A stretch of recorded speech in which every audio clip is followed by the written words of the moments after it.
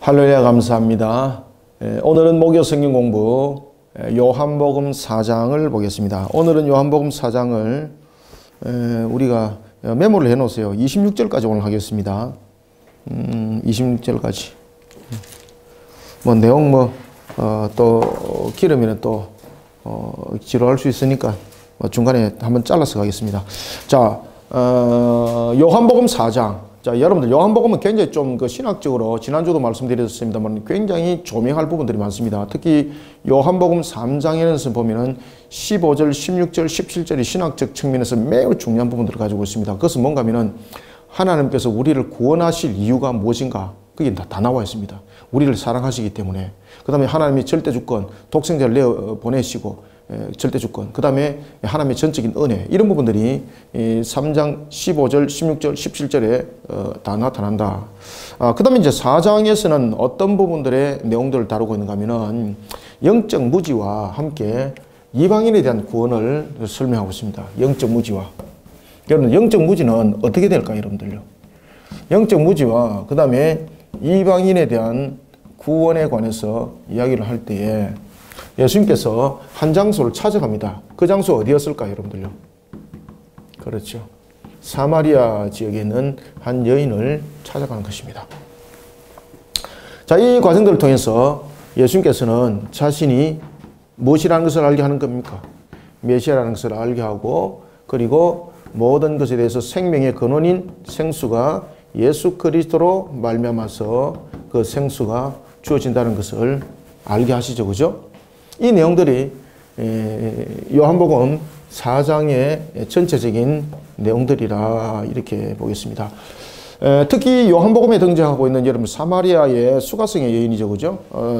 이 수가성의 여인, 사마리아 여인. 이 사마리아 여인은 참 특이합니다. 우리 이제 사마리아 여인 그러면은 우리가 남편이 다섯이라고 말하지 않습니까? 오늘 본문에도 보면은 15절에 보면은 16절에 보면은 네 남편을 불러오라 말할 때 남편이 없습니다 말하니까 18절에서 너에게 남편이 다섯이 있다라고 말하지 않습니까? 왜 여러분 사마리아 여인이 남편이 다섯이라고 다섯이 있었다라고 말하고 있을까요? 그것은 뭔가 하면은 이 여인이 5명의 남자를 거느렸다는 이야기가 아닙니다. 아시겠습니까? 그 당시에 이제 여러 가지 부분에 대해서 이 사마리아 여인이 이 결혼관에 문제가 있었습니다. 그것은 뭔가 하면은 그 당시에 이제 결혼이라는 부분에 대해서 남편이 사별을 했을 경우 결혼은 계대 결혼이 가능했죠. 그죠? 언약적 측면에서.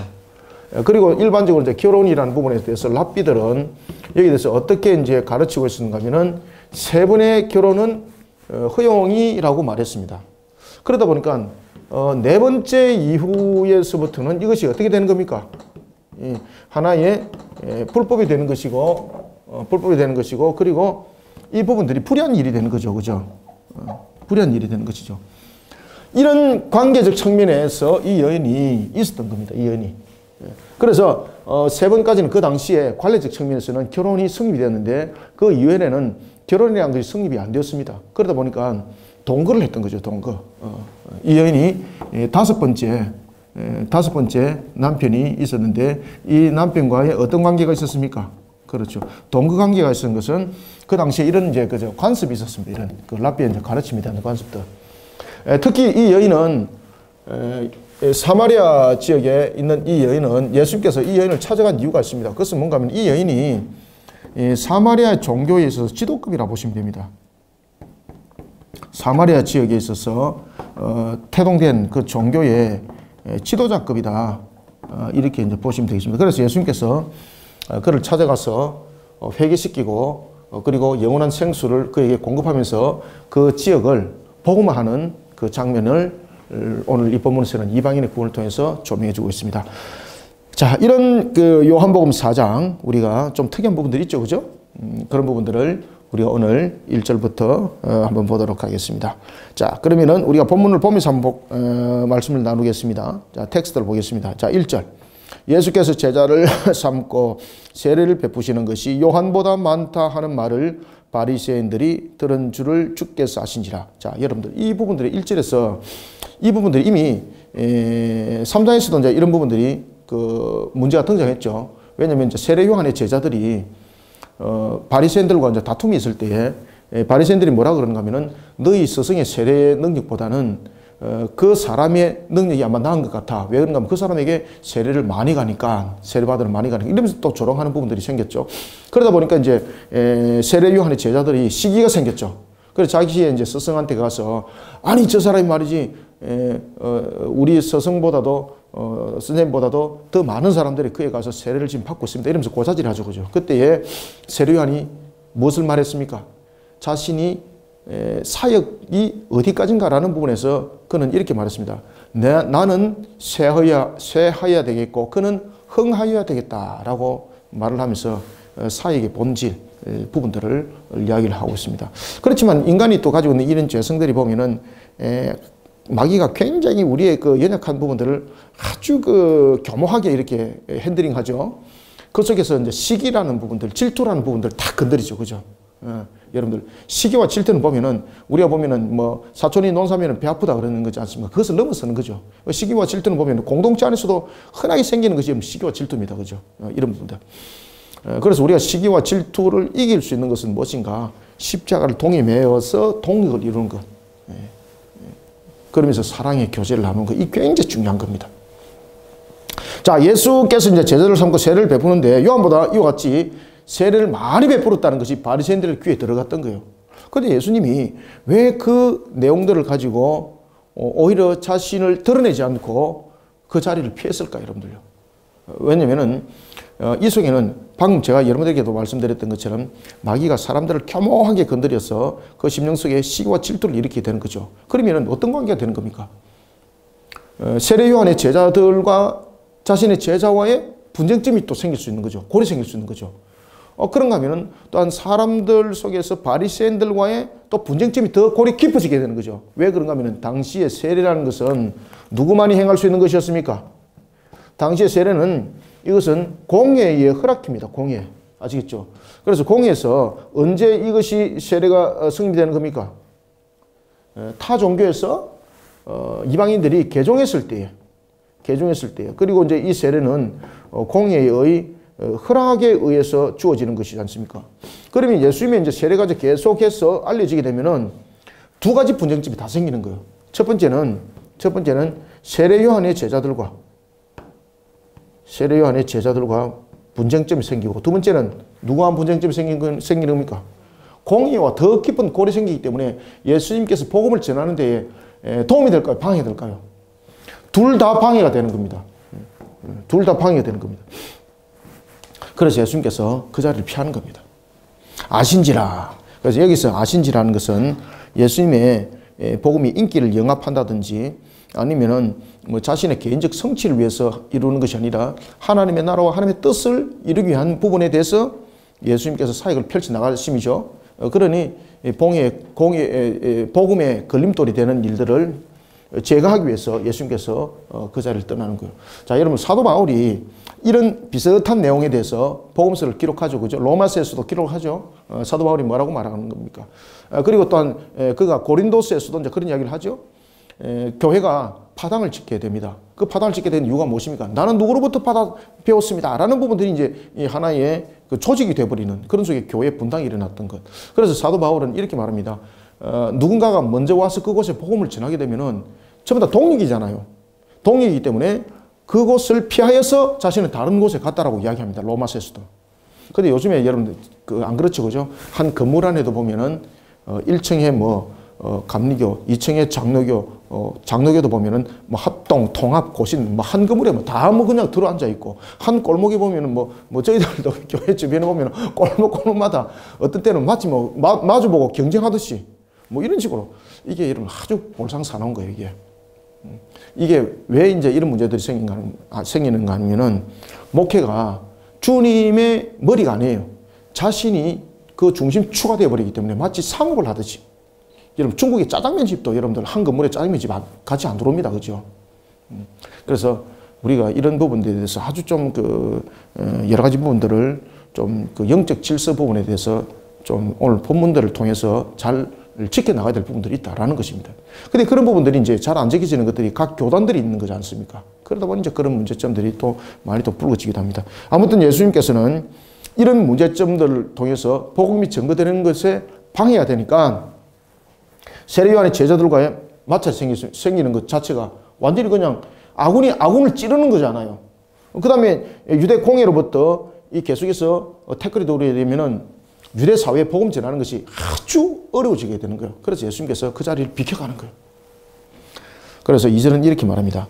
예수께서 친히 세례를 베푸신 것이 아니요 제자들이 베푼 것이라. 그래서 예수님께서 이제 복음을 전하면서 이런 부분들에 복음이 확정이 되었습니다. 그러다 보니까 예수님의 제자들이 세례를 주는 것들이 자꾸 생기다 보니까 세례 요한의 제자들과도 계속해서 분쟁들이 생기고 마찰이 생길 수 있는 거죠. 이런 부분들을 예수님께서 피했다는 거죠. 그러면서 예수님께서는 유대를 떠나서 어디로 갔을까요? 유대를 떠나서 갈릴리 사역으로 갑니다. 예수님께서 주 사역을 이루었던 것이 여러분 갈릴리 사역이죠. 그죠? 갈릴리 사역.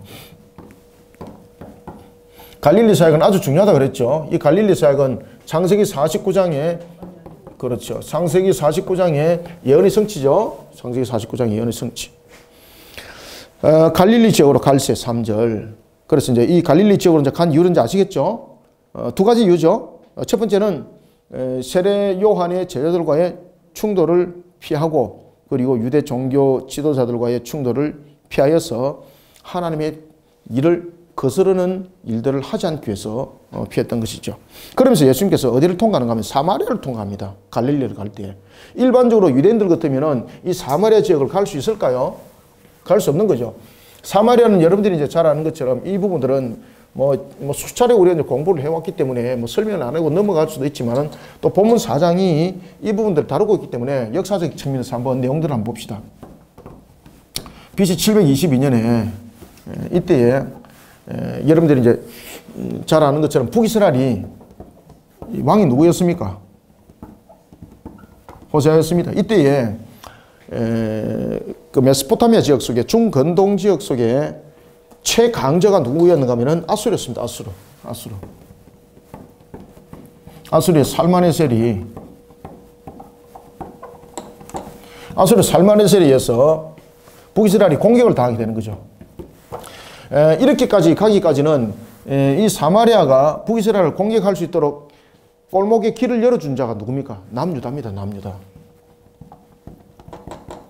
원래 이제 남유다가 자신들의 이제 연합적 구축을 해서 북이스라엘도 경계하고 여러 가지 측면에서 어떤 자신들의 살 길을 찾으려고 했던 것이 오히려 자신이 자충수가 되는 겁니다. 그리고 이 아수르가 사마리아만 친 것이 아니라 나중에는 이렇게 돌아와서 남유다도 치게 되는 거죠. 그때가 히스기야가 왕으로 있을 때입니다.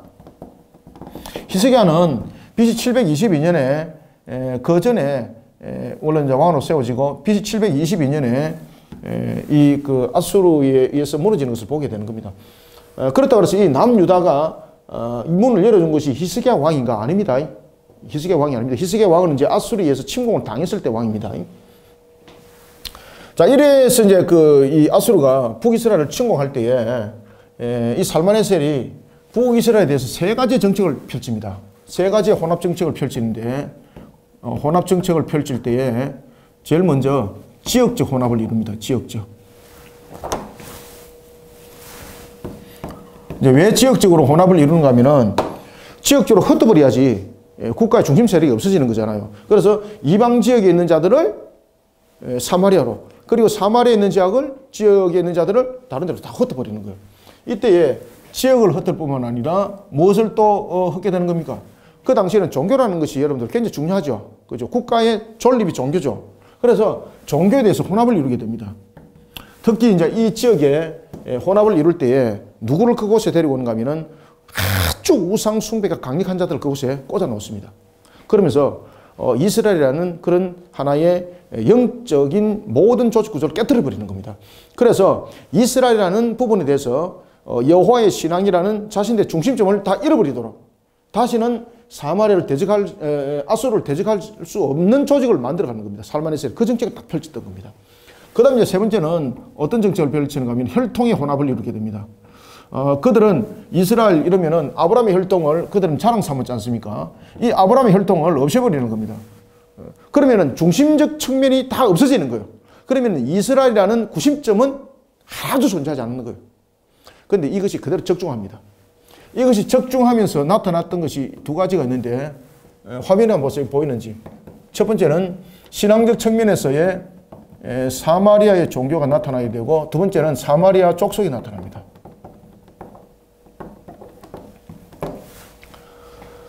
특히 이제 이런 속에 이제 어떤 일들이 일어나는가 하면은 이런 속에 이제 BC 722년에서 이렇게 쭉 흘러 내려갑니다. 이렇게 이제 혼합적 측면에 되어 가지고 그리고 난 뒤에 BC 586년에 여러분 예루살렘 성이 무너짐을 당하지 않습니까? 무너짐을 당하고 난 뒤에 이 예루살렘 성이 BC 516년에 재건이 되죠. 이때 재건될 때 이때의 지도자가 누구였어요? 스룹바벨이죠. 이때 스룹바벨이 예루살렘에 이제 돌아와서 성전을 재건하는데 한 20년이 걸리죠. 20년이 걸리는 것은 그들이 와서 성전 재건하다가 포기해버리는 거죠. 포기해버리고 있다가 다시 성전을 재건하고 복원하는 데는 뭐 한 4년 정도 기간밖에 안 걸렸습니다. 이 속에 이 사마리아인들이 함께 성전 재건하기를 어떻게 했을까요? 동참을 요구를 했습니다. 스룹바벨에게. 그때 스룹바벨은 여호와의 성전에 이방인들과 함께 할 수 없다라는 그런 속에서 이 사마리아 족속들이 성전을 재건하는 측면에서 모든 것을 거부하게 됩니다. 여기 대해서 이들이 분노하는 겁니다. 여기서부터 이제 아주 골깊은 사마리아에 대한 골깊은 감정들이 생기기 시작하는 겁니다. 그러면서 이 상태 속에서 머물러 있으면서 이들이 자신들이 예루살렘의 성전과 하나의 대칭 구도를 가지는 지역적 측면에서 성전을 세우게 되는데 그것이 바로 거리심산입니다. 그 당시에 거리심산과 에발산이 있었죠. 그죠? 거리심산과 에발산 부분들은 예루살렘보다도 역사적으로 더 여러분 중요한 장소예요. 에발산과 거리심산은 신명기에도 나타나고 민수기에도 나타납니다만은 하나님의 말씀을 지켜 준행한 자들은 하나님께서 축복할 것이고 하나님의 말씀을 지키지 않는 자들은 무엇이 그렇죠. 뭐 12 저주문과 같은 그런 저주문이 선포됐던 장소. 굉장히 중요한 장소죠. 역사적 측면에서. 그죠. 그리고 난 뒤에 이제 모세가 이제 이런 선포 이후에 모세가 지도자로서 누구로 교체되는 겁니까? 그렇죠. 여호수아로 교체되고 난 뒤에 그리고 이제 가나안 정복 전쟁이 이제 일어나게 되는 거죠. 자, 이때에 이들이 이런 역사적 측면에서의 가장 중요한 장소라고 얘기했던 에발산과 거리심산 이곳에 그들이 성전을 짓습니다. 그들이 이곳에 성전을 짓습니다. 이들이 이제 이곳에 이제 나중에 뒤에 가면 이제 그 이야기가 있습니다만 전체적인 부분에서 제가 이제 테마를 말씀을 일단 드리고 가는 것이 나을 것 같습니다. 그것이 이제 어디에 들어오는가 하면 이제 20절에서 이제 그 얘기를 하고 있거든요. 20절에서. 일대에 이제 이들이 이런 부분들에서 그전에는 이 스룹바벨이 예루살렘 성전을 세웠을 때는 곧바로 이제 그들이 이제 성전을 세우지 않습니다. 자, 이 이후에 예루살렘 성전에 대해서 성전 복원이 또 있게 되는 거죠. 제2차 예루살렘에 대해서 복원이 있을 때 그때 느헤미야가 3차 지도자로서 느헤미야가 3차 지도자였죠. 이때에도 그들이 예루살렘의 성전 재건하는데 함께 하기를 원했습니다. 그죠? 이때도 느헤미야가 거부하게 되는 거죠. 그러면서 그들이 독단적으로 이제 결정을 하게 되는 겁니다. 그래서 에발산과 거리심산을 그들이 바라보면서 이곳에서 BC 322년에 이곳에 그들이 거리심산에다가 거리심과 에발 부분들을 바라보면서 이 속에 무엇을 세웠겠습니까? 그렇죠. 예루살렘과 하나의 상충적 관계를 가질 수 있는 성전을 세운 겁니다. 이곳에 성전을. BC 322년에. 그런 BC 322년에 이 성전이 계속해서 갔는가? 그렇지 않습니다. 이러면서 헬라 제국이 들어서고 이 헬라 제국이 들어서면서 이 성전 개념들이 굉장히 중요하죠. 그죠? 그래서 성전 파괴를 시키는 작업들이 일어나게 되는 겁니다. 그때에 특히 이 거리심산의 성전은 BC 129년에 하스모니아 그 하스모니아의 힐카누스에 의해서 BC 129년에 힐카누스에 의해서 하스모니아 제국에 힐카누스에 의해서 BC 129년에 이 성전이 어떻게 될까요? 파괴되는 겁니다. 파괴. 그렇지만 그들은 이 성전이 파괴됐음에도 불구하고 여전히 그들은 이 거리심산에서 그들은 예배를 드리고 있었습니다. 그 종교가 바로 그렇죠. 사마리아 종교입니다. 사마리아 종교. 이제 아시겠죠? 역사적 부분들. 이 부분들 아셔야 됩니다. 그래서 제가 먼저 이야기를 하고 제가 이제 쭉 그 본문들을 보는 겁니다. 그래서 예수님께서 왜 지금 사마리아를 갔는가라는 것은 이런 의도적 내용들을 가지고 지금 간 거예요. 예수님께서는. 사마리아를 4절 사마리아를 통과하여야 하는 게 있는지라. 그래서 일반적으로 보면은 유대인들은 사마리아를 통과 안 하죠. 왜 통과 안 합니까?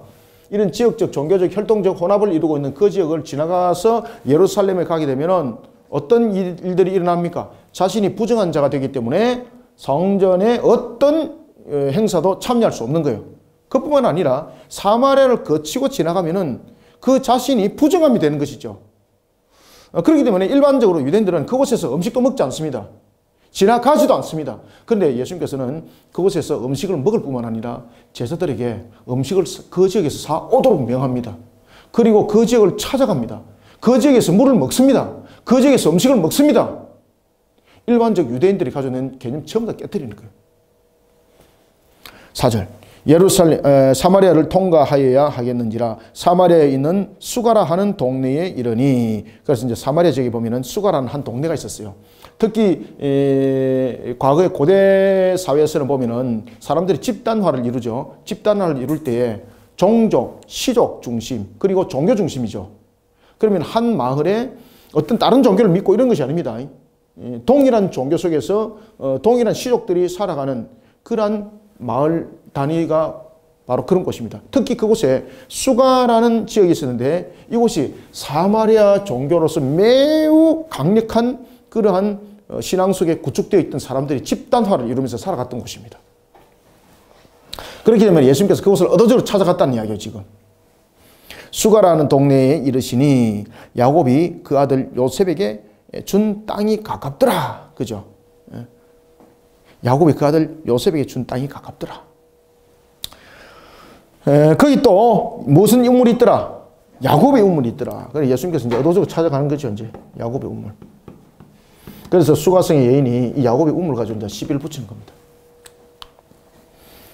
야곱의 우물이 있더라. 예수께서 길 가시다가 피곤하여. 여기서 이제 예수님께서 피곤하다는 것은 예수님이 하나님이시죠. 신성과 인성으로 한 인격을 이뤘지만은 신성이 인성을 도우는 역할을 하시는 것이지 신성이 모든 것을 이끌어가는 측면이 아니죠. 그 육신이 가지고 있는 것은 여전히 육신으로서의 피조물의 모습을 가지고 있는 거죠. 그러니까 한계가 있는 거죠.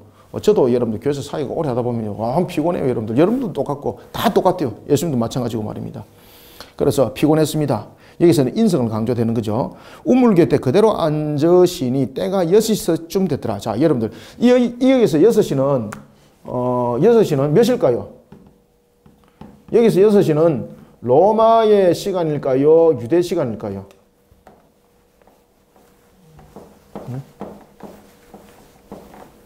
여기서는 로마 시간을 적용하지 않습니다. 그죠? 여기서는 유대 시간을 적용합니다. 유대 시간을. 유대 시간이면은 여기서 6시는 몇 시입니까? 그렇죠. 정오 12시입니다. 12시. 정오 12시. 가장 더울 때죠. 6시쯤 되었더라 라는 것은 정오 12시 유대 시간으로 여기서만 이제 유대 시간으로 지금 그 조명을 하고 있습니다. 여기서 이제 유대 시간을 조명하는 것은 이제 의도적 부분들이 있는 거죠. 유대적 관점적 측면에 충돌이 일어나는 그런 부분들을 이제 설명하기 위함이죠. 7절 사마리아 여자 한 사람이 물을 길러 왔음에 예수께서 물을 좀 달라 하시니. 자, 여러분들 예수님께서 왜 직접 물을 떠먹지 않고 여인에게 물을 달라 그랬을까요? 예수님 손이 없습니까? 그 당시에 관습이 그랬나요? 아니죠. 예수님께서 충분히 물을 떠먹을 수 있었죠. 근데 다만 예수님께서 도구는 가지고 있지 않았죠. 그 당시에 여러분들 이제 우물들은 보면은 대체로 우리가 생각하는 그런 우물과는 다르죠. 그죠? 우리는 보면은 이제 이렇게 되어 있으면은 우물을 이렇게 뭐 쌓아가지고 이렇게 이제 우리는 우물을 만들잖아. 그죠? 근데 그들의 우물들은 대체로 어떤 식입니까? 그렇죠. 이렇게 이제 땅을 파서 이렇게 이제 우물이 이렇게 있고, 그 다음에 요 위에다 뚜껑을 이제 덮어 놓죠. 그런가 하면은 어떤 경우는 이렇게 계단식으로 내려가는 것도 있습니다. 내려가서 여기에 우물이 있는 그런 것도 있습니다. 왜냐하면 이제 지형적 측면에서 그런 특수성이 있지 않습니까? 뜨겁고 그러니까 지하에 깊숙이 들어가야만이 물이 있는 거잖아, 그죠? 그래서 예수님께서 이곳에 머물러서 물을 먹을 때 여기에서 그 당시 이제 그 지질학적 측면에서 이제 조사를 해보니까 이것이 깊이가 한 25m 정도 됐을 것이다. 깊죠, 그죠? 25m. 뭐 도구가 없으면 못 먹는 거잖아요. 그리고 이제 그 당시에는 물을 아무나 이렇게 떨어가는 것이 아니라 물이라는 것은 공동체에서 공동 관리하는 겁니다. 그래서 내가 그 시간에 무조건 가고 싶다. 내가 필요한 시간에 가는 것이 아니라 딱 정해진 시간에 그런 그 규칙과 질서가 있었던 거죠. 그래서 12시라는 것은 일반적 사람들이 오지 않고 정오는 대체로 뜨겁고 이러면은 일반 사람들은 안 오잖아요. 그러니까 그때 이제 연약한 여인들 뭐 이런 사람들이 이제 그때 이제 와서 물을 이제 뜨는 거예요. 이때 이제 수가성 여인이 왔던 겁니다. 수가라는 동네에 있는 한 여인이 왔던 겁니다. 이때 예수님은 이미 알고 가신 거예요. 이 한 영혼을 구원하기 위해서. 그런데 이 한 영혼이 얼마큼 중요한가 하면 그 당시에 이 여인이 굉장히 사마리아 종교 속에 사마리아 종교에 굉장히 심취했던 그런 여인이었습니다. 여러분 대체로 여인들이 보면 종교 승이 강하잖아, 그죠? 종교 승이. 우리도 여러분 보시면 우리가 이제 복음화를 정착을 하고 이럴 때에 한글 보급이 주로 대체로 여인들의 손에 의해서 한글이 보존되어졌고 그리고 또한 복음이 이렇게 뿌리를 내리게 됐던 것을 우리가 알 수가 있습니다. 그래서 우리나라에는 보면은 다른 나라에 없는 권사라는 교회 권사라는 그런 조직 구조도 있는 것처럼 그런 부분들이 있죠. 이와 같이 6시쯤 돼서 물을 떨어갔습니다. 여인이. 그때 예수님께서 물을 좀 달라. 직접 떠먹지 않는 것은 한 영혼을 구원하기 위해서 접근하기 위한 방법이었습니다. 예수님께서. 이는 8절, 이는 제자들이 먹을 것을 사러 그 동네에 들어갔습니다. 인간적으로서 우리가 볼 때는 정통 유대인적 관점에서는 이 사마리아 수가성에서 음식을 살 수 없는 거죠. 그런데 예수님께서는 그 지역적 측면, 혈통적 측면 이런 이제 부분에 대해서 부정하다, 정하다라고 여기는 그런 유대적 관점을 깨트리는 겁니다. 지금. 정통 유대인들은 사마리아에 가지 않습니다. 그곳에서 먹을 것도 구하지 않습니다. 특히 먹는 것을 사지도 않습니다. 근데 예수님께서 전부 다 허용을 하시죠. 그죠? 이 허용을 한다는 것은 무엇입니까? 그 당시에 이 사마리아를 부정하다, 사마리아 지역을 자신들은 가게 되면은 불의함이 그 속에 물들게 된다라는 것은 자신들이 만들어냈던 개념이죠. 그죠? 그 개념. 예수님께서 그 개념을 깨트리는 거예요. 9절. 사마리아 여자가 이르되 당신은 유대인으로서 어찌하여 이제 그 이야기를 딱 하는 거예요. 여기서 이제 이 사마리아 여인이 예수님께서 자신에게 물을 달라고 요청하는 것에 대해서 두 가지를 설명합니다. 하나는 깜짝 놀라는 거죠. 유대인이 나에게, 사마리아 여인이 나에게 물을 청할 수가 있는가? 여기서 놀랐고요. 왜냐하면 그것을 받아먹는 그가 부정한 자가 되거든요. 그래서 일반적 유대인으로서는 상식으로서는 행하지 않는 짓이에요. 그래서 그 일들을 자신에게 요청했다는 것에 대해서 깜짝 놀랐고요. 두 번째는 비아냥거리는 겁니다. 비아냥거리는 거. 사마리아 여자가 이르되 당신은 유대인으로서 어찌하여 사마리아 여자인 나에게 물을 달라 하나이까? 이는 유대인이 사마리아인과 상종하지 아니함이르라. 상종하지 않은 이유는 앞에 제가 설명드렸죠, 그죠? 이 BC 722년에 이 사건 때문입니다. 이 사건 때문에. 상종하지 아니함이르라. 예수님의 행동에 대해서 의하게 얘기했던 거죠. 10절. 그때 예수님께서 이렇게 말합니다. 내가 너에게 물을 달라 그랬을 때에 여기서 이제 영적 무지가 나타나는 겁니다. 영적 무지. 그래서 영적 무지를 깨우치는 겁니다. 그러면서 이방인의 구원 속에 젖어 들어가는 겁니다. 만약에 내가 너에게 물을 달라고 했을 때에 내가 과연 그 물을 달라는 이유가 무엇인가 네가 알았다면은, 그리고 내가 물을 달라 하는 그이가 누군지를 알았다면은 내가 너에게 물을 달라 그랬을 때 너는 나에게 무엇을 구했을 것인가? 생명수를 너는 구했을 것이다. 그래서 이 속에서는 예수님께서 제일 먼저 이 여인에게 예수님이 메시아임을 깨닫게 하는 거예요. 그죠? 영적 무지를 사실은 이러한 사마리아 종교들이 생겨나고 그 다음에 BC 322년에 그들이 그리심산과 에발산 그 사이에 그들이 성전을 세울 때 전부 다 영적 무지 속에서 생겨난 거지 않습니까? 그죠? 영적 무지 속에서.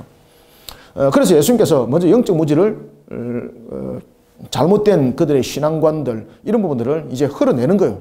흘러낼 때 제일 먼저 예수님께서 물을 달라 요청할 때에 이 여인은 육적으로서 받아들이는 겁니다. 그때 예수님께서 이렇게 말합니다. 내가 너에게 물을 달라 그랬을 때에 난 육적으로 물론 목이 말라서 너에게 요청을 했지만은 내가 정작 너에게 말하는 바는 무엇인가 너는 깨닫지 못하고 있다는 거죠. 그런 영적 무지 속에서 깨닫는 것은 영적 무지 속에서 깨닫는 것은 결국은 육적인 반응밖에 없다는 거죠. 그래서 나중에 이 여인의 남편의 다섯에 대한 부분도 그 속에서 이야기를 하는 겁니다. 영적 무지 속에서. 자, 예수님께서 이렇게 말씀하십니다. 굉장히 뜬금없는 이야기를 합니다. 물을 달라 그러니까 이 여인은 비아냥거리면서 유대인이 어찌 사마리아인에게 물을 요청할 수 있습니까? 라니까 10절 예수님께서 이렇게 말씀하십니다. 네가 만일 하나님의 선물과 또 네게 물 좀 달라는 이가 누구인 줄 알았더라면 네가 그에게 구하였을 것이요 그가 생수를 네게 주었을 것이다. 굉장히 좀 뜬금없죠. 이 속에는 굉장히 중요한 얘기를 하고 있습니다. 그것은 뭔가 하면은 예수님께서 지금 노크를 했다는 이야기, 영적으로. 그죠? 주님이 찾아오심이에요. 주님이 찾아오심인데 주님을 지금 못 보고 있는 거예요. 주님이 지금 자신의 눈앞에 와가 있는데, 그래 주님의 음성이 지금 그의 귀에 들리고 있는데 육신적으로만 듣는 거예요. 그래 육신적으로 해석만 하는 거예요. 그래서 여기서 이제 뭐라고 이야기를 하는가 하면은 바로 그 이야기를 하는 겁니다. 하나님의 선물과, 그죠? 이게 바로 하나님의 선물이 무엇입니까? 생수입니다. 생수. 하나님의 선물.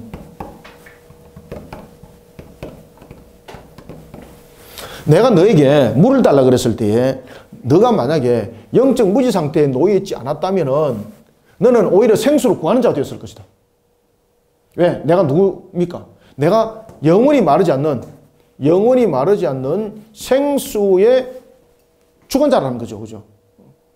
여러분, 주님은 생과 사와 화복의 주관자 되심이죠. 그죠? 주관자라는 것을 너가 알았다면은 내가 물을 구했을 때에 너는 나에게 물을 주실 뿐만 아니라 나의 영혼에 메마르지 아니하는 영혼을 공급받기를 네가 원했을 것이다. 그런데 이런 영적 무지 속에 사로잡혀 있는 이런 거짓된 종교 속에 포로된 자, 그래 네가 영적 무지 속에 있으니까 내가 어떤 말을 하더라도 너는 못 깨닫는다 이 말입니다. 그래서 제일 중요한 것은 영적 무지를 깨우쳐야 된다는 것이죠. 그래서 예수님께서 그것을 가르치는 거예요. 지금 이해되셨죠? 그러니까 내가 물을 달라 그랬을 때 네가 영적 무지 속에 있지 않았다면은 내가 영원한 생명수를 공급하는 커버리는 것을 알고 네가 그 선물 받기를 네가 갈망했을 것이다. 근데 네가 영적 무지 속에 있다 보니까 내 말을 육신으로만 듣고 있다. 지금 육신적으로만 듣고 있다. 네게 물 좀 달라는 이가 누군 줄 알았더라면, 그죠? 이 사마리아 여인에게 예수님이, 사마리아 여인은 예수님이 한 남자로 보인 거죠. 메시아로 보인 것 아니죠. 한 남자로 보인 거죠. 그러니까 그에게 영적 무지 속에 있으니까 물을 달라 그러니까 물을 달라는 이유를 모르는 거예요. 내게 물 좀 달라 하는 이가 누구인 줄 알았더라면 네가 그에게 구했을 것이다. 무엇을? 생수를 구했을 거다. 그러면 그가 생수를 네게 줬을 것이다. 그죠? 생수는 이제 살아있는 물이죠. 메마르지 않은 영원한. 그러니까 이 여인이 지금 어떤 상태라는 이야기입니까? 여기서 지금 생수 이야기가 계속해서 나오죠. 지금 여기서 생수 이야기가 나오는 것은 이 여인의 상태를 말하고 있습니다. 이 여인의 상태를 설명하고 있는데 이 여인의 상태가 어떤 상태라는 겁니까? 그렇지, 맞습니다. 영적 무지와 영적으로서 갈급함의 상태에 있다 이 말입니다. 이게. 그래서 지금 생수 이야기를 하는 거예요. 지금. 생수를 네게 주었으리라. 이때 11절 여자가 이르되 주여. 여기서 주여라는 것은 호칭 정도에 불과한 것입니다. 우리가 뭐 알듯이 뭐 주님에 대한 고백이 아닙니다. 이것은 깍듯이 예절을 다하면서 호칭을 하는 수준에 밖에 없는 겁니다. 여자가 이르되 주여 물기를 그릇도 없고 이 우물은 깊은데 어디서 당신이 그 생수를 얻겠습니까? 그죠? 네가 나에게 내가 누군 줄 알았다면은 내가 너에게 생수를 줄 것이다. 라고 말하니까 이 여인은 육신적으로 받아들이는 거죠. 예수님을 한 남자로만 보는 거죠. 그러면서 말하고 있는 것은 뭔가 하면은 이 깊은 우물에 당신은 도구도 없으면서 어떻게 나에게 생수를 떠줄 수가 있습니까? 이렇게 이제 대답하는 거예요. 그러니까 생수, 영적 무지 속에서 예수님께서 말하는 이 생수가 무엇인지 모르는 거예요. 예수님은 이미 이 여인의 상태가 영적 무지와 영적 갈급함 상태에 놓여 있다는 것을 이미 알고 계시는 거예요. 근데 이 여인은 이 생수를 영적 부분으로서 받아들이는 것이 아니라 무엇으로 받아들입니까? 그렇죠. 육적으로 받아들이는 거예요. 육적으로. 이 생수를 육적으로 보는 겁니다. 육적으로. 12절 우리 조상 야곱이 이 우물을 우리에게 주셨고, 그러면서 이제 유대인과 사마리아인의 이제 논쟁이에요, 이게. 우리 조상 야곱이 이 우물을 우리에게 주셨고, 또 여기서 자기와 자기 아들들과 짐승이 다 마셨는데 당신이 야곱보다 더 큽니까? 더 크니까? 여기서 이제 야곱보다 이제 더 크냐 이 말은 당신이 야곱보다 더 큰 선지자입니까? 이 말입니다. 이 부분에서 우리에게 주고 있는 것은 바로 문화적 충돌이죠. 특히 여러분들 이 야곱의 우물이라는 것은 야곱의 모습 속에서 나타나고 있는 것은 그들은 사마리아 종교 속에서 어떤 것을 그들은 믿고 있었는가 하면은 한 메시아가 나타나서 이 우물을 통해서 자신이 메시아임을 나타낸다는 거죠. 그래서 야곱의 우물이 그들에게 굉장히 중요한 의미를 가지고 있습니다. 지금 이 여인은 이 내용은 바로 사마리아 종교 속에서 나타나고 있는 메시아적 관점을 지금 설명하고 있는 겁니다. 그러면 당신이 나에게 물을 요구할 수 있는 것은 당신이 도구도 없고, 그러면서 마치 당신은 우리 사마리아 종교에서 메시아가 우물가에서 야곱의 우물에 나타나서 나에게 물을 달라 그러면은 메시아라는 것을 정미하는 것이다 라는 부분들이 그 설이 있는데, 그것을 당신은 만들어서 그렇게 하느냐고 비아냥거리는 거죠. 그러면서 그 여인이 말하기를 당신이 야곱보다 큽니까? 라는 것은 예수님을 향한 비아냥적인 그 측면, 그리고 또한 그러한 사마리아 종교적 측면에서 메시아를 기다렸던 그것을, 그 관점을 알고 행동하는 그 자체를 사기라 여기는 겁니다. 그냥 육적 측면에서. 그래서 이제 그가 그 얘기를 하는 겁니다. 그들은 특히 이제 그 마지막에 올 선자를 타헤버로 그들은 보고 있었던 겁니다. 타헤버가 어디로 오는가? 야곱의 우물가로 온다는 거예요. 야곱의 우물가로. 예? 아시겠죠? 그죠? 그래서 예수님의 지금 하는 행동이 사마리아 종교적 측면에서 보면은 하나의 종말론적 측면에서, 사마리아 종교에서 말하고 있는 종말론적 측면에서의 선지자를 가장함이죠. 자기가 볼 때. 그러니까 굉장히 가소롭다는 것이죠. 그럼 당신이 우리가 기다렸던 그러면은 그 메시아입니까? 그 메시아처럼 당신은 물을 요구하고 있는데 당신이 정말로 그러면은 야곱보다 더 큰 선자가 맞습니까? 이제 이해되시죠? 여기에 대한 공격이죠. 그래서 이 여인은 사마리아 종교에 굉장히 심취되어 있다는 것을 제가 앞에도 이미 말씀드렸죠. 그죠? 그래서 이 구절이 바로 그 내용들을 설명하고 있는 겁니다.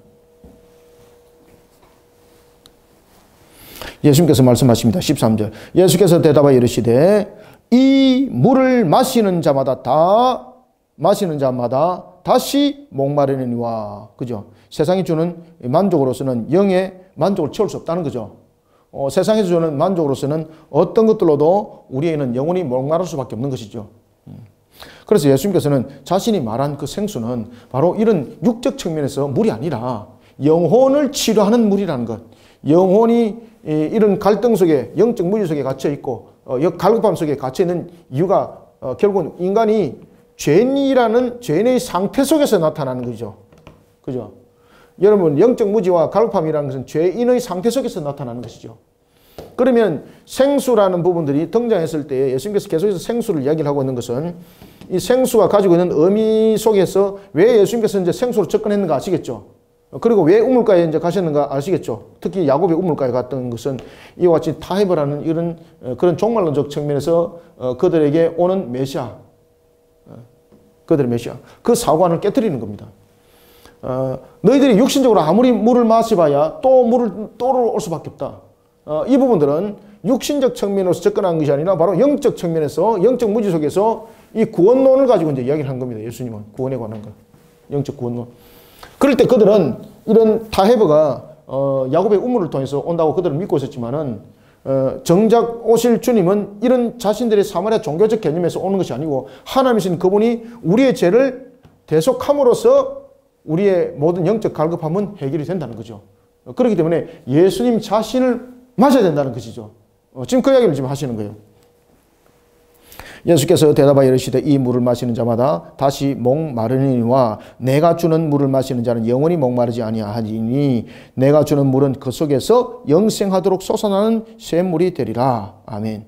예수님께서 주신 구원, 결코 소멸되지 않는다는 거죠. 영원토록 그 영혼의 만족감을 준다는 이야기죠. 예수님 자신을 이제 이야기를 하는 거죠. 그죠? 이 부분에 대해서. 그래서 이 부분에서 잘못되는 타협에 대한 메시아관을 지금 깨뜨리는 겁니다. 이 부분들이. 그때 이 여인이 뭐라고 말합니까? 15절. 여자가 이르되 주여 그런 물을 내게 주사 목마르지도 않고 또 여기 물 길러러 오지도 않게 하옵소서. 계속해서 이 여인은 구원적 측면에서의 말을 하는 것이 아니라 그렇죠. 맞아요. 아직까지 영적 문제 속에서 못 깨닫는 거죠. 그래서 예수님이 이제 딱 그 여인에게 이제 영적으로 딱 보게 하는 것이 사건이 하나 있습니다. 그것이 바로 뭔가 하면은 네 남편이 다섯이라는 것을 통해서. 이것은 그 당시에 자신이 동거를 할 때에 앞에도 이제 말씀드렸던 것처럼 계대 결혼적 측면에서면은 이 결혼이 합법화예요. 그런데 이 여인이 남편과 사별이 아닌 그런 이혼 속에서 지금 5번째 결혼이에요. 그러면은 랍비들이 볼 때는 랍비들의 가르침에 의하면은 3번까지는 결혼은 성립이 되는데 4번부터는 이것은 육적 만족을 채운다. 이래서 그 사회에서 이것을 인정하지 않는 거예요. 그러다 보니까 이것은 생활 자체도 일정 부분에서 다른 사람에게 눈치 보게 되는 것이고 또한 어떤 측면에서는 자신의 모습을 숨게 되는 모습도 있는 것이죠. 그러다 보니까 이제 동거적 측면에서 생활을 하게 되는 거죠. 근데 하나님이신 그분은 그것을 다 알고 계시는 거죠. 다른 사람에게는 숨겼습니다. 다른 사람은 알지 못합니다. 자신이 어떻게 동거하는지도 알지 못합니다. 그렇지만 하나님이신 그분께서 이미 알고 계시는 것을 이 여인에게 이야기를 하는 거예요. 그래, 너는 남편이 없는 것이 맞다. 지금 너가 살고 있는 남편이 5번째 남자 아니냐. 깜짝 놀라는 거예요. 깜짝 놀라는 거예요. 자신이 스스로 그 말을 한 사실이 없잖아요. 그래서 예수님께서는 지금까지 생수에 관해서 이야기를 할 때 이 여인이 계속해서 육적으로 받아들일 때 이제 예수님께서 생수를 말한 것이 자신을 말하고 있는 것과 그리고 인간의 죄악된 상태 속에서는 항상 영적 무지와 갈급함은 존재할 수밖에 없는 것이고 이 문제를 해결할 수 있는 것은 죄사함을 받아야 된다는 거죠. 죄사함을. 죄사함을 받는 속에서 생수를 마신 자만이 이 영적 갈급함 속에서 헤어난다는 거예요. 잘못된 신앙관 속에서 헤어난다는 거예요. 15절. 여자가 이르되 주여 그런 물을 내게 주사 목마르지도 않고 또 여기 물길러 오지도 않게 하옵소서. 16절. 이르시되 가서 네 남편을 불러오라. 그래서 뜬금없이 이야기를 하는 거죠. 왜 남편을 불러오라 그러겠습니까? 이 속에서는 이제 예수님이 자신이 누군가를 이제 나타냄이에요. 자, 예언이 말합니다. 17절. 여자가 대답하여 이르되 나는 남편이 없나이다. 자, 여기서 남편이 없다는 것은 그 사회 속에서 이미 남편이 없는 것으로 통일된 것이죠. 그렇지만은 사람들은 몰래 동거를 하고 있었다는 것이죠. 예수께서 이르시되 네게 남편이 없다 하는 말이 옳다.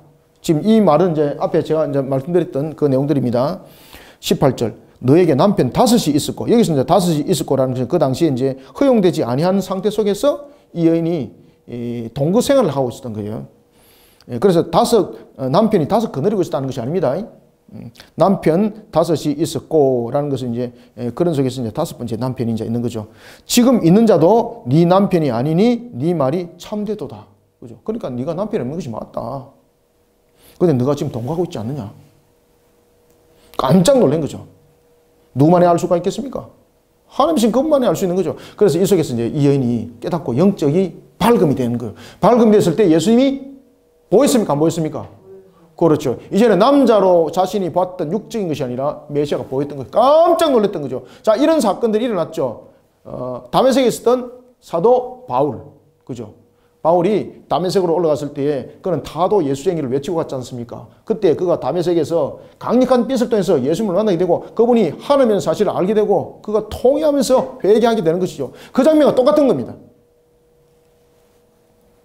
19절. 여자가 이르되 주여 내가 보니 선지자로소이다.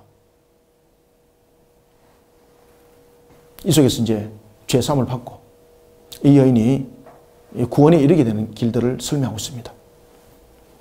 20절. 우리 조상은 이 산에서. 자, 그러면서 이제 자신의 신앙관에 대해서 이제 질문을 던집니다.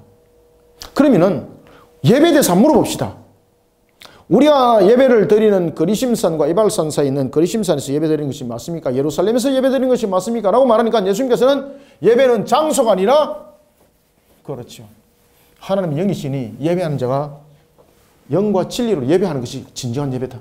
그래서 예배는 장소적 측면이 아니라 영적 교통이라는 것을 말하고 있습니다.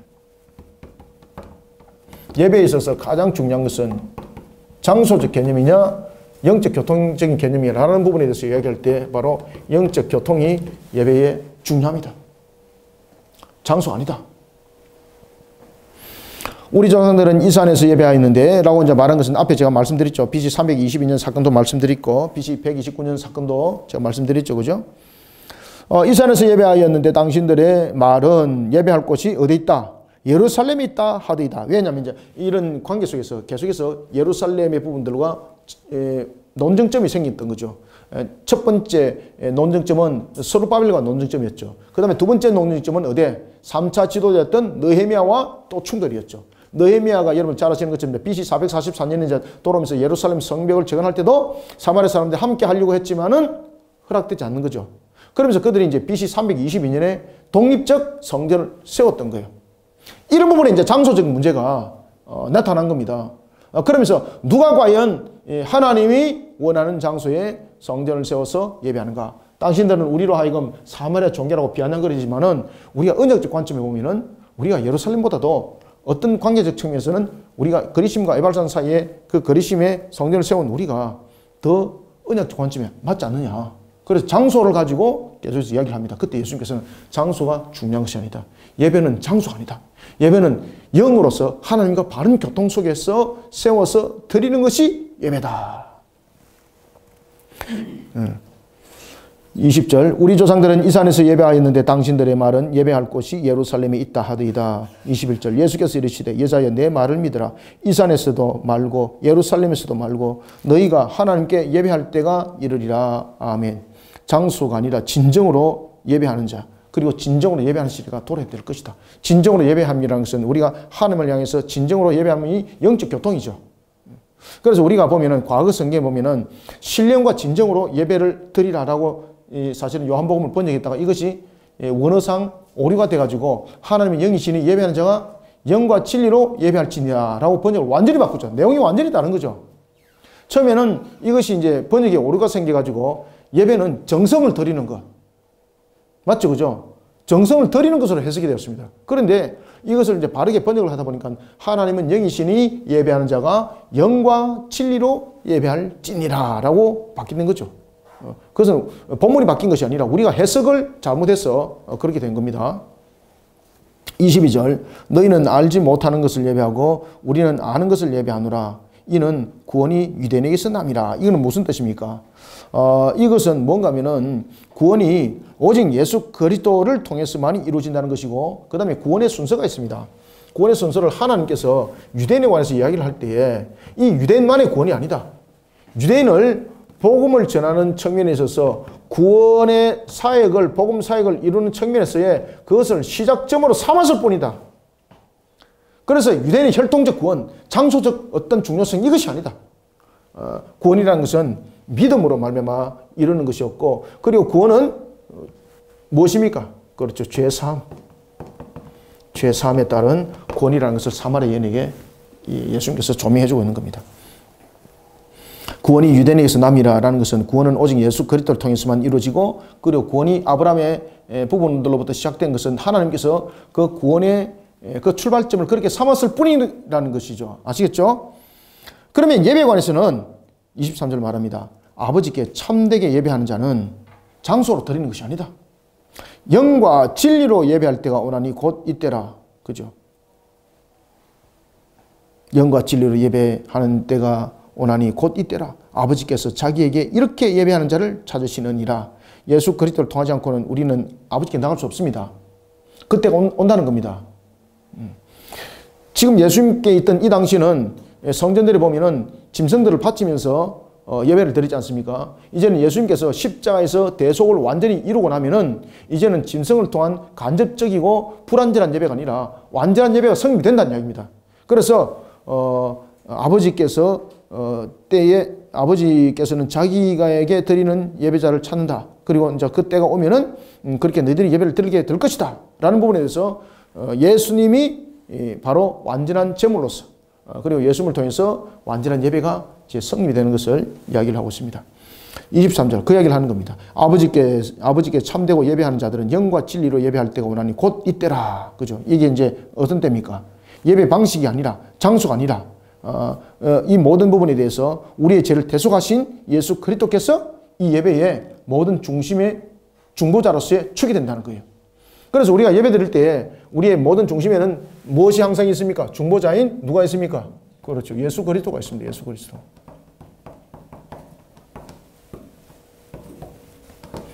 우리의 예배에 예수 그리스도가 없으면 예배는 아닙니다. 오늘도 우리가 항상 기도할 때 우리가 예수 그리스도 이름으로 우리가 기도합니다. 우리는 만인 제사장입니다. 만인 제사장임에도 불구하고 우리 스스로가 우리 하나님께 나갈 수가 없는 겁니다. 항상 예수 그리스도가 통로가 되는 겁니다. 예수 그리스도가. 그것을 우리가 완성이다라고 말하는 겁니다. 구원의 완성, 구원의 이루심. 아시겠죠? 그래서 24절에서 이렇게 말하는 거예요. 하나님은 영이시니, 여기서 이제 24절은 과거에 이제 번역은 뭐라고 했습니까? 하나님은 영이시니 신령과 진정으로 예배할지니라 이렇게 말했죠. 정성이라는 부분들을 해석을 하는 겁니다. 그러니까 우리 완전 엉터리 해석이었던 거죠. 그래서 이것을 이제 완전히 바꿨습니다. 24절 하나님은 영이시니 예배하는 자가 영과 진리로 예배할지니라. 아멘. 영과 진리로 어떻게 우리가 예배할 수 있습니까? 우리가 영과 진리로 예배할 수 있는 것은 우리가 죄 사함을 받은 상태에서 영과 진리로 예배를 드릴 수 있는 거죠. 그 다음에 영과 진리로 우리가 어떻게 예배를 드릴 수 있습니까? 중보자이신 예수 그리스도를 통해서만이 우리가 영과 진리로 예배를 드릴 수 있는 거죠. 그래서 예배 중심에 중보라는 부분에서 예수 그리스도가 이제 등장을 하게 되는 겁니다. 하나님의 영이시니 예배하는 자가 영과 진리로 예배할지니라. 거듭남에 관한 것들, 참된 만족을 구하는 것들, 예배는 항상 그리스도 안에서 그분을 통해서만이 드려지는 것이다. 그래서 형식은 예배가 아닙니다. 장소는 예배가 아니죠. 예수 그리스도가 없는 예배는 예배가 아니죠. 예배는 성경 중심적이어야 합니다. 그러면서 동시에 누구 중심입니까? 그리스도 중심적이어야 합니다. 그죠? 그리스도 중심적. 여자가 25절 여자가 이르되 메시아 곧 그리스도 하는 이가 오실 줄을 내가 아노니 그가 오시면 모든 것을 우리에게 알려주시리라. 26절 예수께서 이르시되 네가 말하는 내가 바로 그라 하시니라. 아멘. 이러면서 이 여인이 이제 여관이 쫙 열려버리는 겁니다. 여관이 열려버리는 겁니다. 그럼 이제 다음 주 보겠습니다. 이 여인이 제일 먼저 했던 것은 뭔가 하면요, 제자들은 돌아왔습니다. 그러면서 제자들이 또한 예수님께 질문을 합니다. 제자들은 그 내용들을 알지 못합니다. 그리고 이 사마리아 여인이 했던 행동은 바로 예수님으로 하여금 자신의 수가성에 머물도록 하는 것이었습니다. 그러면서 수가성에 이 여인이 복음을 전하는 겁니다. 제자들이 복음을 전하는 것이 아니라 이 여인이 산 증인이 된 겁니다. 자, 이것은 이제 다음 주에 이제 보고요. 오늘은 이와 같이 사마리아 지역에 관한 영적 무지와 이방인의 구원에 관한 부분들, 죄사함에 관한 부분들이 이 속에 예수님께서 함께 조미해 주고 있다는 것을 우리가 본문을 통해서 봐왔습니다. 자, 수고하셨고요. 다음 주에는 이제 사마리아 지역이 어떻게 이제 복음화가 되는지를 보도록 하겠습니다. 감사합니다. 수고하셨습니다. 하나님 아버지 감사합니다. 오늘도 주께서 우리를 이렇게 세우시고 하나님의 나라와 그 영광을 위해서 달려가게 하시니 감사합니다. 우리로 하여금 믿음의 선한 손길을 통하여 주를 보게 하시고 우리로 하여금 믿음의 선한 손길을 주께서 이끌어 인도하심이 우리로 하여금 주를 보게 한 것을 감사히 오늘도 찬양과 존귀와 영광을 올려드립니다. 우리가 마치 수가성에 있는 여인과 같은 자들이었습니다. 그러나 주께서 우리에게 영을 조명하여 주시고 주를 보게 하시며 또한 믿음을 더하사 우리로 하여금 구원의 길에 이끌어 인도하여 주셨습니다. 어찌 우리의 능력과 우리의 판단과 결정력으로서 우리가 주를 따랐다 말할 수 있겠습니까? 모든 것은 하나님의 전적인 은혜임을 다시 한 번 더 고백합니다. 오늘 일 한 속에 우리가 이 시대를 주님의 능력으로 이겨나가기를 원합니다. 주님의 주신 사명을 주님의 주신 말씀에 순복하여 오늘도 그 뜻을 펼쳐나가고자 합니다. 이런 가운데 우리 거리심 교회 하나님의 형상을 돌아보는 사역들을 힘있게 펼쳐나갈 수 있는 사고의 사역, 그리스도 문화 콘텐츠 사역 힘있게 이루어가게 또한 도와주옵소서. 코로나 시대를 통하여 우리 성도들이 무척 힘든 속에 있습니다. 그 생업터 또한 하나님께서 보존하여 주시고 주님의 뜻을 힘있게 세워나가는 데 있어서 지침이 되지 않게 하시고 넘어짐이 되지 않게 하시고 잃어버림이 되지 않게 하여 주옵소서. 주님께서 모든 부분의 사역 사명을 이루는 데 있어서 물질도 공급하여 주시고 힘도 그 건들을 공급하여 우리의 모든 주거에 대한 문제, 환경에 대한 문제, 물질에 대한 문제들 함께 해결하여 주님의 뜻을 힘있게 세워나갈 수 있게 도와주옵소서. 그래서 영원히 목마르지 않은 생수를 우리가 주신 사명 사역 속에 우리에게 허락되어진 예루살렘과 그리고 또한 나라와 민족의 복음화와 그리고 또한 소외된 사마리아와 땅끝까지 이르러 그 사명의 길들을 힘있게 또한 걸어가고자 합니다. 이런 속에 우리에게 또한 능력도 더하여 주시옵소서. 오직 주님의 영광만이 더 높여지길 소망하며 예수님의 이름으로 기도드립나이다. 아멘.